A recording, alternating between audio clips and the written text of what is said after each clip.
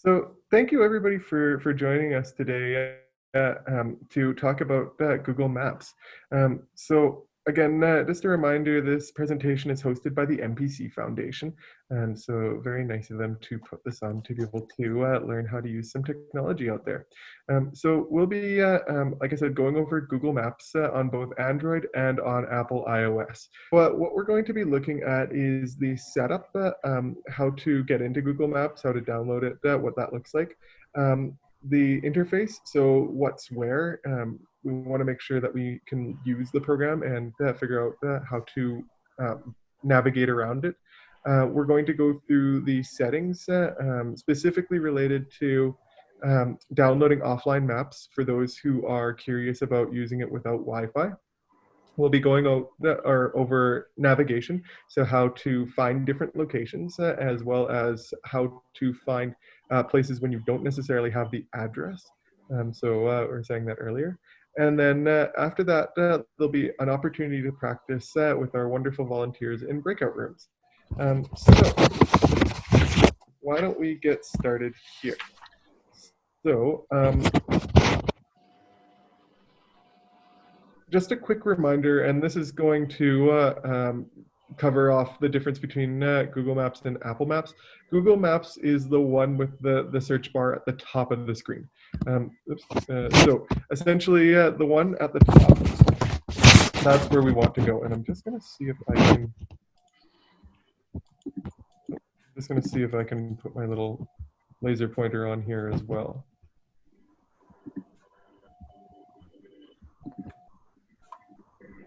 For some reason my mouse has vanished on me and it's completely invisible, so just give me 1 second.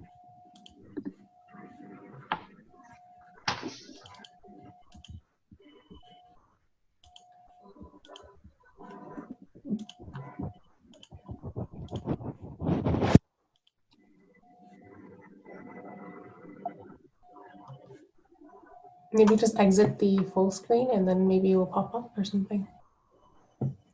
Okay, that's fine. I might actually just share it like this, just because it doesn't actually. What's that?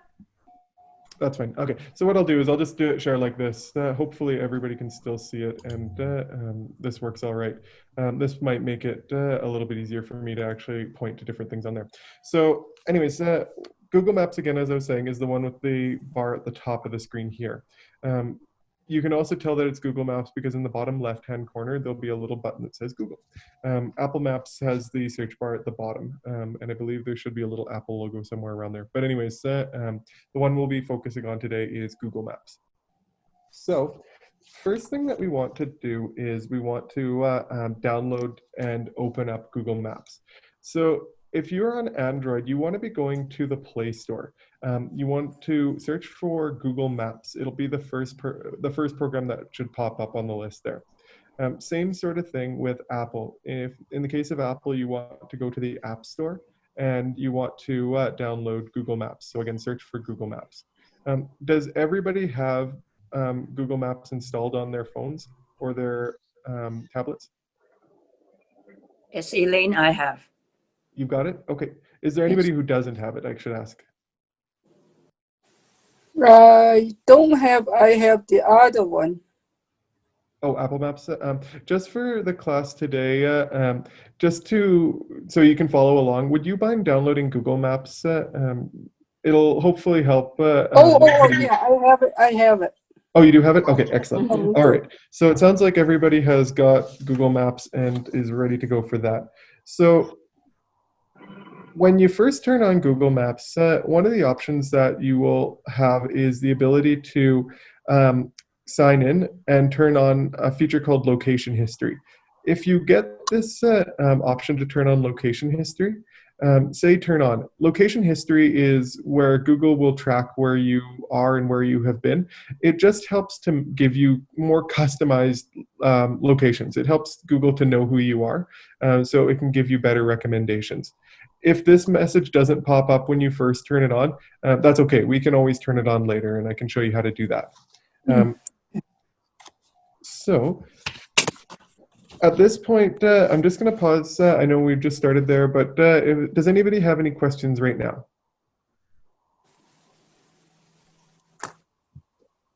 As you said, the location history, when I open it, might just say search here. Perfect. That's And fine. And then I'll I be able to think teach I you. might already have the location.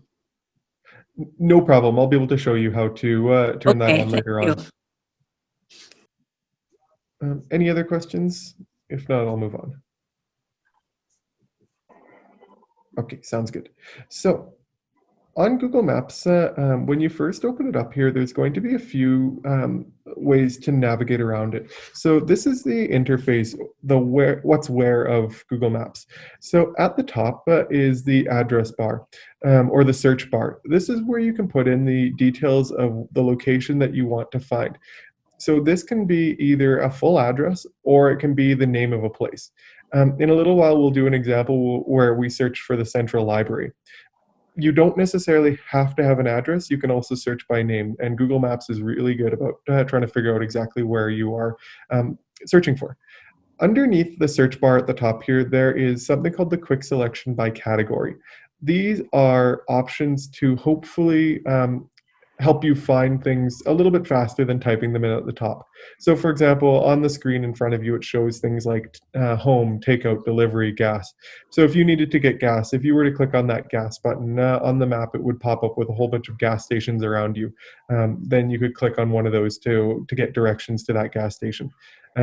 If you were searching for a very specific gas station, then you would still want to click the search here box and type in where you wanted to go. Down a little bit farther is the locate your current location button. So on this one here, this icon here is what will show up on Apple Maps, on an Apple iPhone. On this one to the right of it, this is what will show up on an Android. So if you click that button, you are giving Google the ability to find where you are, and then it will show you on the map as well. This is really handy because if Google knows where you are on the map, then it can help give you directions to where you want to go based on where you are currently. Underneath that is the direction button. This is a quick button to search for directions to a location that you want to get to. So if you wanted to get to, say, the central library from where you are, you could click on that button that says directions, and it will give you the ability to put in the central library to find it and to get directions.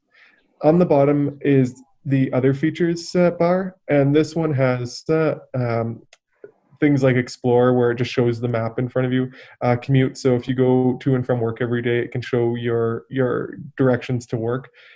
Saved, this is an important one because Saved will actually let you see locations that you've put in for future reference. So if you go to a location all the time and you want to save that, you can actually do that and click on Save to be able to see it. Contribute and updates, these are more like if you're adding things to Google Maps. So contribute would be like if you wanted to add a location that doesn't exist or add a photo to a location. Updates would be what's changed in the last little while. For instance, a new road has been built. Updates will tell you about that. These last two, contribute and updates, probably won't be ones that you use very often. Question. Yeah. On my update, where you were, I got a red dot. What does that mean? When you click on updates, what does it show you? Updates for you. Welcome, enjoy event and places picked just for you. It's probably because you only have signed in for the first time. It's just trying to make you aware that it exists. Okay. So it's just trying to teach you what's actually there. Yeah, give you some stuff, say where to go to eat, which is good. After this, we're going for lunch too, so I'll definitely be using that one. Oh, Thank you. someone's getting directions somewhere. Yeah, when look at it, and the red dot, it's so you know where to eat now. Perfect. So where are you going to eat? Where are we going for lunch? At home. Oh, okay. Us too. We're coming over. Yeah, we're coming for food. So this little button here, underneath the search bar, the one that has these two little squares there where my mouse is, that one there is going to bring up something called the map detail. So this is going to let you change what it shows on the map. So there's two things that you can change. First is the map type. This will let you show the default, which is just kind of the basic map layout that you have there, or a satellite image. A satellite image would be not. It would be like essentially looking down at the city from space. Looks really cool, but at the same time makes it a little bit hard to see transit and whatnot. So you may not necessarily want to use that all the time. And terrain, this is going to show you the hills and valleys as Google Maps represents them. So terrain would be great if you're out hiking or you're going up through the mountains, because you can see where different hills and valleys are. But again, just for wandering around the city, the best one is probably just to leave it on default. Underneath that, you'll also be able to see map details. This will show you things like traffic, transit, biking routes, and even make the buildings 3D if you're in a fairly large city. So this is nice because, say for instance, if you turn on traffic, it will show you lines on the roads based on how good or bad the traffic actually is. So if the traffic is good, the line will be green. If the traffic is bad, the line will be red. So this might help you to plan out your route if you know where there's traffic, where there's rush hour or congestion. Transit, this will show you the transit lines. So if you need to plan out a route that you want to take using the bus or using the train, if you click on transit, it will show you those a lot more clear on the map. Any questions on this part?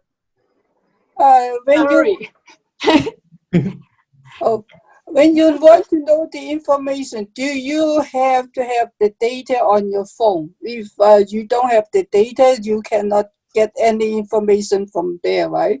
So things like traffic, you would need data because it's going to pull the most recent traffic report. So if you don't have data, if you're not connected online, then it can't pull that information, so it won't be able to show you the traffic report. So if you don't have data, it'll just show you the basic map. But if you do have data, then then you can add things like traffic, where it'll show you if there's like a traffic jam going on. Oh, okay. Okay, Questions? Angela. Yeah. On my screen, I got two more icons in that. I got the COVID-19 information, and then I got another 3D. So on the map detail. Yeah, they have 3D too. 3D, what 3D will do is if you're like, say you're in downtown Calgary, 3D will actually let you see the buildings, like the shape of the buildings. It's not really important for the maps part, but it just is kind of cool to see the buildings like in 3D. So as you're moving the map around, you can see like the giant skyscrapers and see what they look like. In terms of navigating, though, it's not really a big deal. COVID-19, on the picture on the screen, it doesn't show it because I think this is an older picture, but that is just going to give you updates from Google on like hotspots in Calgary for where there have been cases of COVID-19. So does it mean that when I press on it, then I will see people around who got COVID-19? Not the people, it's more like the areas of the city where there's more cases and less cases. Okay, so what's that for? If you're really worried about going to an area that may have like high amounts of COVID cases, you can click on that, and then on the map it'll show it as like areas with higher amounts of cases will be, I think, red. That's good. Yeah. So it can help you in terms of just knowing where to go, where is safer. But it's based on Google's like data, so it's not going to be 100% accurate. It's going to be based on probably a few days in the past for when they have the data. Oh, okay. So in the next one here, additionally, there's going to be a little button at the bottom called Explore Nearby. If you swipe up on that, you'll have the ability to see things that Google wants to show you to help explore the area around you. So for example, when we swiped up on here, it showed what's trending in Calgary, where to go biking in Calgary, favorite parks and gardens, and then Calgary Burger Galore. There's other things that will pop up on here as well, depending on where you are in the day. But sometimes that can be interesting to click on that Explore Nearby button so that you can use Google Maps to find things to do if you don't have anything planned for that day. I personally don't use it all that often, but I know that a lot of people do, and it can be a useful tool to explore the city. So questions at this point? I know we've been kind of progressively Question. asking questions. Yeah. When you say explore the city, we are in Calgary or we are in Alberta, we are okay. How about it's Google Map worldwide? If I'm in Spain, can I say explore and see what's available there? You bet, absolutely. So when it comes to Google Maps, bigger places usually will have more information. Smaller places will sometimes have less information. So for example, if you go to Spain, if you're in one of the big cities in Spain, it'll absolutely work. If you go to maybe like a really small village, you might not get as much information as you would if you were, say, in Madrid, for example. Thank you. So next, what we're going to do is we're going to go into settings. We're going to figure out how to download maps to your phone so that if you aren't connected by data or by Wi-Fi, that you can still see Google Maps. So on the Google Maps, when you click on it there, in the top right-hand corner, if you're on an iPhone, either a little icon will appear for your name, or it will have just the first letter of your name there. In this case, Coco was the one who had signed in there, so it'll be a little C. Click on that. On Android, it'll be 3 little lines that you would click on to get this to pop up. Once you click on those search boxes or settings boxes, then this page on the right will show up here. So under here, what we're going to be searching for is offline maps. So as you can see on the screen here, one of the options is going to be offline maps. When you click on that, the offline maps selection will pop up there. So what offline maps is essentially your ability to download Google Maps to your phone so that if you're not connected via Wi-Fi or using a cell or using your cell data, you can still see what's on Google Maps. You won't necessarily see all of the details that you would if you were connected online. For example, I was mentioning earlier how you won't be able to see traffic because that's pulled right away, like in that moment. But if you wanted to get the address or if you wanted to get directions to a place, this is great because it means that you don't have to be connected to data. So on here, normally what will end up happening is Google will automatically download your home location for you. So if you've programmed in where you live, Google should automatically download that home location. But they also have the ability to, or you also have the ability to download your own map or your own area if there's a place that you don't think Google would download for you. So on the top there where it says select your own map, what Sorry, you can do with request timeout. Please try again. Oh, what's that? No, that's my phone. Oh, That's my phone. no problem. So when you click on select your own map here, what will pop up is this page here. So what it will do is it'll show you the map there, and it'll actually show a little square or box that you can use to select what map you'd like to have to download. So you can select a big area or a small area. In the picture that you see in front of you, Coco has selected to download Calgary. If you use your 2 fingers, you can pinch to zoom out or zoom in, like pinch to zoom out or zoom in, and you can make the area that it downloads bigger or smaller. So in this case, the area that's inside the map that will be downloaded is Calgary. So when you're ready and you've picked the area that you want to download for offline, you would just click the download button in the bottom portion of your screen there. Once you click download, it will actually save it to your phone there. So in this case, on the left here, you see where it says map 1. That's the custom map that you've just downloaded. It shows how big it is. So in this case, 47 megabytes, and it shows when it expires. So expires means when it will disappear from that list there because you're maybe not using it very often or it just needs to update. one thing that's nice about Google Maps too is when you are connected online, so you go back home and you connect to Wi-Fi or something like that, Google Maps can actually download updates to that area that you had selected. So the nice thing about this is it will usually always be up to date when you go out and you're not connected to data. If you want to see the settings for how often it will update your map, from this screen here, the offline map screen, in the top right-hand corner, there's a little gear. If you click on that, this page here will pop up. On here, you can actually see how often you want it to download the maps and like whether you want to download it off of Wi-Fi or data. Yeah.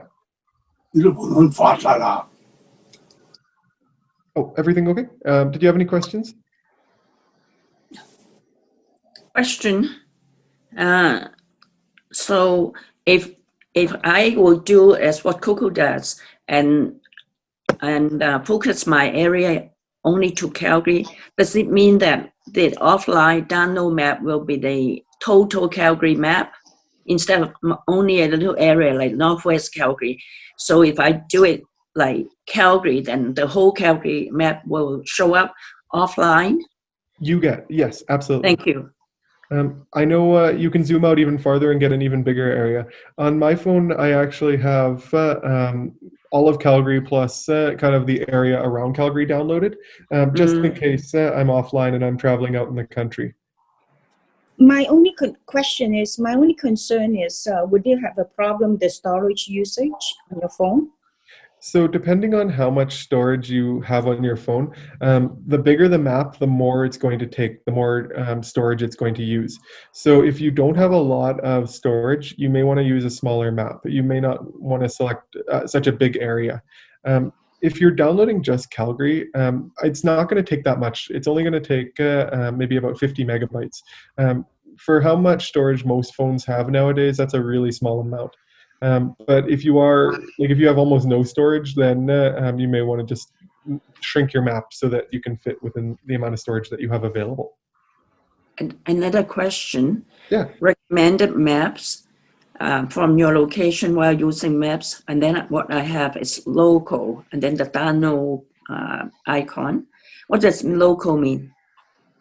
Can you hold on your my phone? up? On my phone, under Yeah. recommended maps, where I download map, recommended maps, and then from your location while using maps, and then underneath I have a download icon, and then next to it is local, and then underneath it is 30 MB. What does that mean? Can you hold your phone up to the camera? I just want to Sure. see where it is that you're looking at. Oh, I think camera to your left. There, Come and on. if you could just put it a little bit closer to the camera, just so I can see. Go a little bit up, a little bit up, a little bit higher. There you go. Oh, okay. So what Google is asking there is it thinks that you're in that area a lot, so it's suggesting that this might be a map that you should download because Okay. you use that area a lot. Yeah. So you can do that if you want. Yeah. You don't have to. You can always Yeah. do your own custom Okay. map and then use that. Yeah, it's telling me if I download it, it will use 30 megabytes of my memory, right? Yeah, so 30 Thank you. megabytes of memory or Yeah. 50 megabytes or anything like that. Nowadays, that's really not a lot of data or a lot of space. So don't worry so much about downloading the maps there. It takes up a very, very small amount on your phone. Okay, thank you. The best thing to do would be to download the area that you're going to be using quite often, and maybe a little bit of a larger area, just so that if you need to travel around, that you don't have to connect to Wi-Fi or data to be able to update your map. Okay, thank you. So on the offline map settings, so the information on the right here, so again, I got to this by clicking on the gear in the top right-hand corner. You can select the way that Google Maps will automatically download these updates to your offline maps. So one of the options is auto-download recommended maps, and then auto-download or auto-update offline maps. I would suggest turning both of these on. Underneath that is when to download offline maps option, and the option that's selected is over Wi-Fi only. So the reason why you probably want to select over Wi-Fi only is so that you don't use a lot of your data if you don't have that much available. Over Wi-Fi only means that it'll only update when you're at home.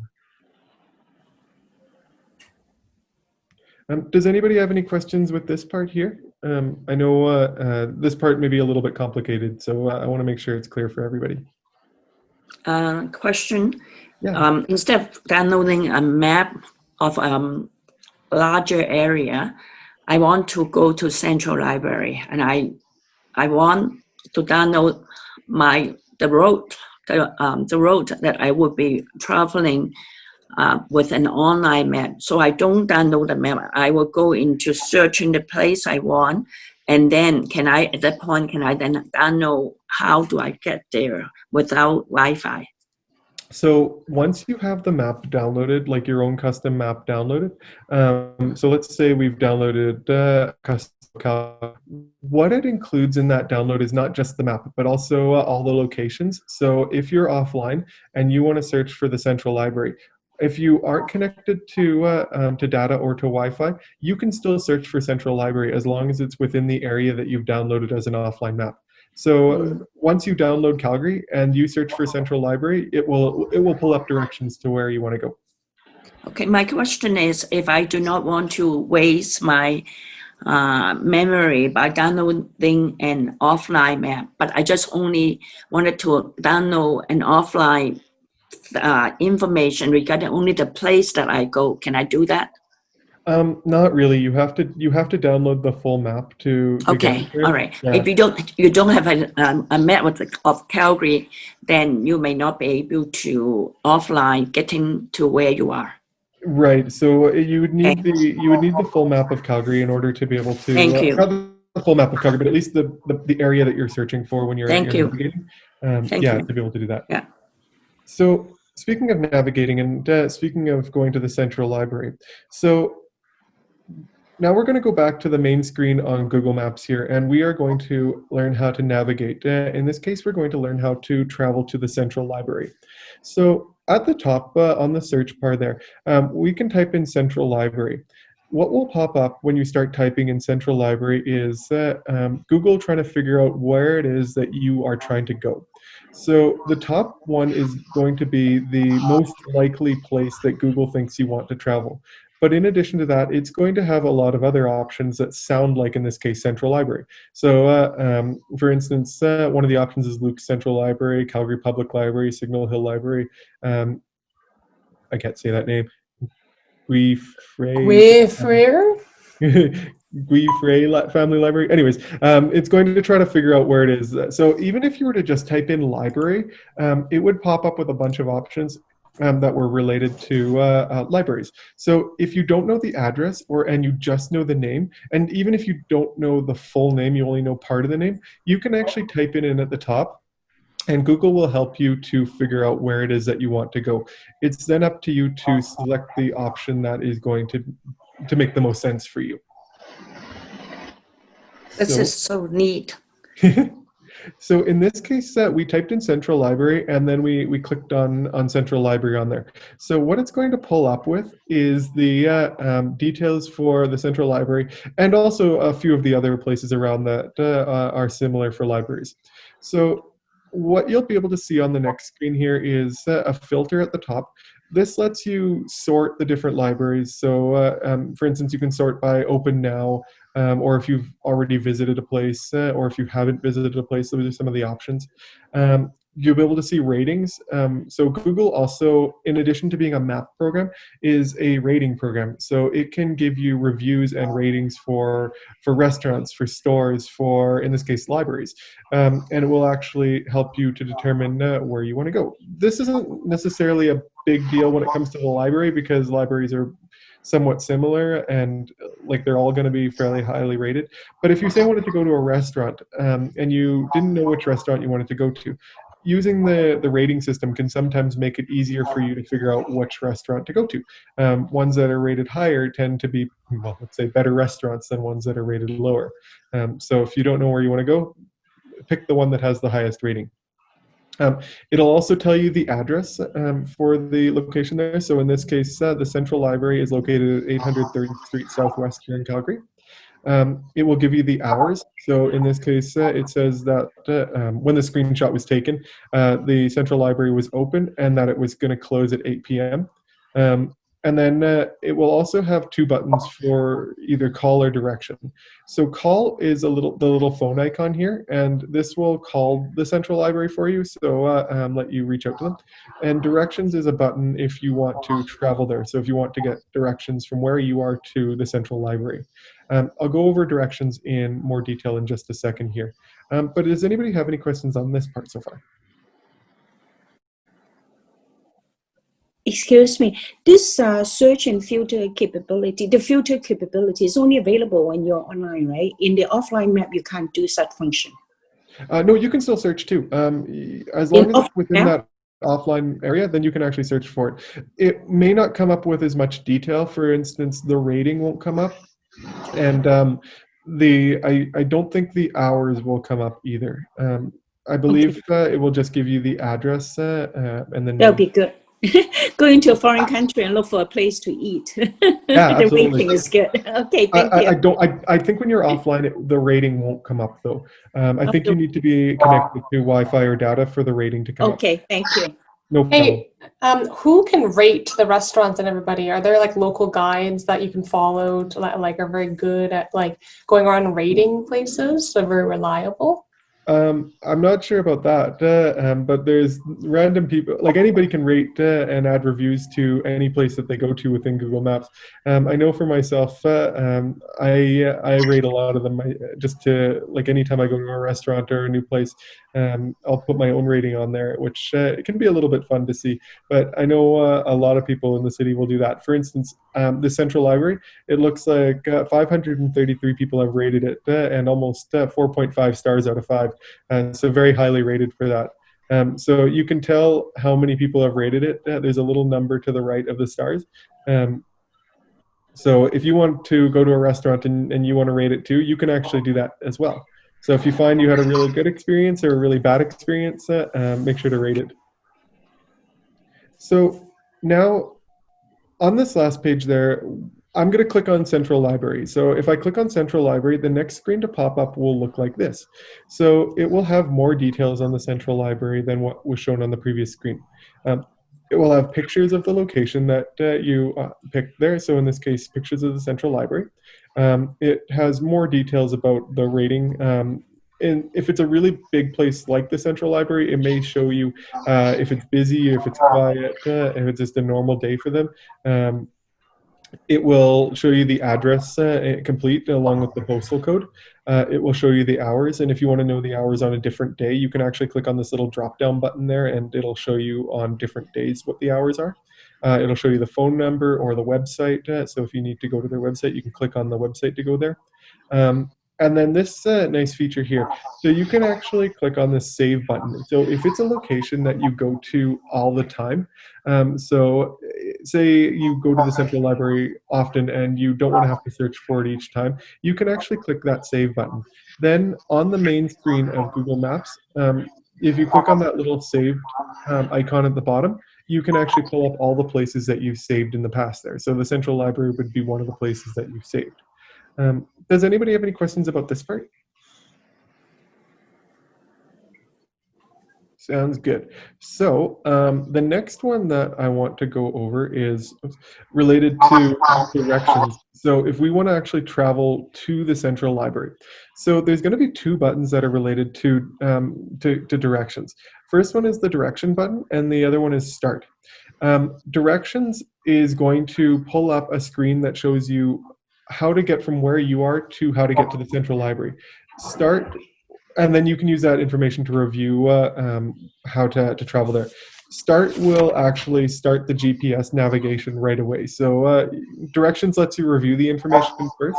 Start just gets the GPS to tell you how to get there right away. So I'm going to click directions and see what that does. So if I click directions, this is what's going to pop up on the next screen. Northwest on Cherry Beach Road for Yeah, exactly. Perfect. You told me to press. Good. It's good practice. It's great. Okay. So on here, when we click directions, this will actually pop up. So what we can see on here, and the screen is a little bit complicated here, but it will first say where we are and where we want to be. So if it doesn't say your location right now, you can instead put the location that you want to start from. So let's say you're at City Hall and you want to get to the Central Library. This is a really short trip. So you could type in City Hall as your start location here, or in this case, Center Street Bridge. And then you could put Central Library as your destination. Then you can actually tell Google Maps how you want to get there. So one of the options is for you to drive there by taking a car. Another one would be taking transit. So if you wanted to take the bus or the C train, it would actually give you directions on which bus and C train to get there. And then finally, it would give you walking directions. So how to get there if you were walking.